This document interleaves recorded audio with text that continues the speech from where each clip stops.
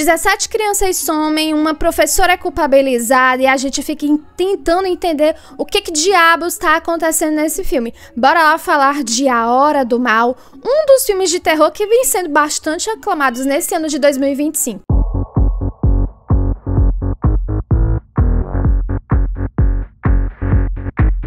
Olá, eu me chamo Rafaela, esse é o Cine Pipocão e eu gostaria de pedir antes mesmo de começar esse vídeo que você já se inscrevesse aqui no canal, desse o like e viesse aqui comentar se você pretende ou não assistir, se já viu A Hora do Mal, o que achou desse filme e me contar aqui nos comentários. Então bora lá falar sobre esse longa que tá despertando tantas emoções. Zach Cregger é conhecido principalmente por ter feito Barbarians, que é um filme que dividiu muitas opiniões, principalmente pra quem assistiu que tava no Prime Video, eu acredito que ainda tá.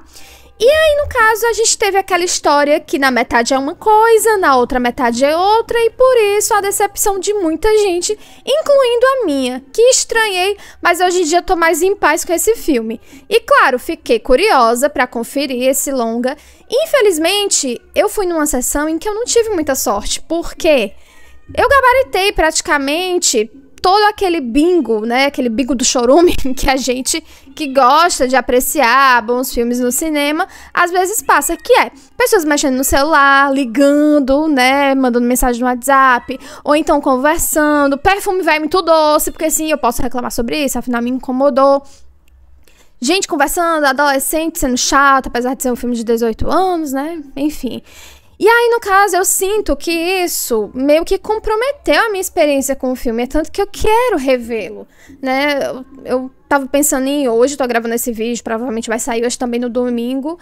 Tava pensando em hoje, mas talvez vá na semana mais calma, na sessão mais tarde, pra ver se eu consigo ver com calma, porque foi uma das coisas que me atrapalhou nesse filme, e uma outra foi que o filme tem umas cenas bastante escuras, que eu entendo que mexe bastante, principalmente comigo, que vê qualquer coisa no escuro, mas que, tipo assim, não dava pra ver muita coisa, a tela tava muito escura e isso comprometeu um pouco. Mas bora lá entender do que se trata esse longa. Como eu falei na abertura desse filme, 17 crianças somem às exatas 2h17 da madrugada. E a gente fica tentando entender por que diabos essas crianças estão correndo como Naruto, o que tá acontecendo, porque tantas crianças de uma mesma sala de aula, que é coordenada pela Justine Grandi, que é vivida pela Julia Garner, que tá excelente nesse filme. A gente fica tentando entender por que está acontecendo, por que as pessoas daquela cidade estão acusando a Justine de ser uma bruxa, sendo que ela é uma mulher com bastante camadas, alcoólatra, bebe que nem a peste, bebe mais do que um Corvette. E que tá também tentando se conectar com o único aluno que não sumiu, né, da sala dela. Então a gente fica com aquele pezinho, corta e a gente vê logo a história sendo contada por um outro personagem, que é o vivido pelo Josh Brolin, que é o Archer Gaff, que é pai de uma das crianças que sumiu. Então esse filme, ele tem isso que eu achei interessantíssimo, que é contar a mesma história de diversos pontos de vista diferentes, né? Tem a Julia Garner, tem o Josh Brolin, tem o Benedict Wong, que é o Andrew, que é o diretor da escola em que a Justine dá aula, tem o Austin Abrams, meu Deus, tem o Austin Abrams, que é o Zé Droguinha da história, que tem a comédia meio que se concentra nele, né? Então a gente também tem um ponto de vista dele, tem um ponto de vista do policial, que é vivido pelo Alden Ehrenreich, né? Que é o Paul, que é o interessezinho romântico da Justine. Então a gente tem diversos pontos de vista que convergem para uma mesma história e para uma mesma figura que chega à cidade, que eu não vou contar aqui, obviamente, porque esse vídeo vai ser sem spoilers, que convergem para esta criatura, que é o mal encarnado, né? Que é a causa de tudo que acontece naquela cidade, com aquelas crianças, com os pais de algumas delas, enfim. E aí, esse filme, muita gente fala, tem muito paralelo com Magnolia, né? Eu não vou ser tão cinéfila assim, até porque eu assisti Magnolia, certo? Mas já faz muito tempo. Mas um filme que eu vi recentemente que faz total sentido, e eu já vi pessoas comentando, é Deu a Louca na Chapeuzinho. Porque sim, Deu a Louca na Chapeuzinho, pra quem não lembra, tem diversos pontos de vista diferentes, atrás de uma investigação pra saber o que aconteceu lá na casa da vovó.